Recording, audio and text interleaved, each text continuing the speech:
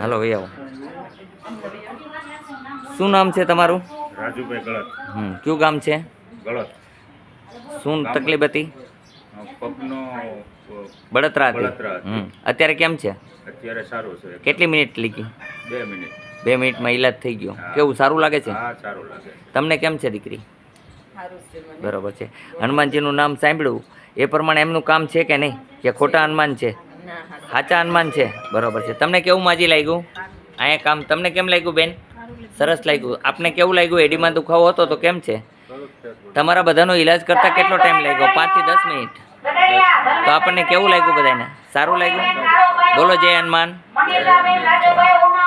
તમારી પાસેથી કોઈ પાસેથી કાંઈ પૈસા માંગ્યા નથી ને?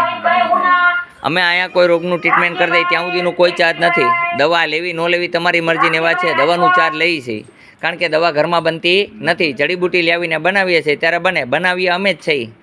બરોબર છે? બોલો જય હનુમાન. અચ્છા, અહીંયા આવવા માટે આટકોટથી ગરણીથી થોરખાણ રોડ ઉપર આદેશ આશ્રમ આવેલો છે. અહીંનો સમય છે સવારે 9 થી 12, સાંજે 4 થી 6.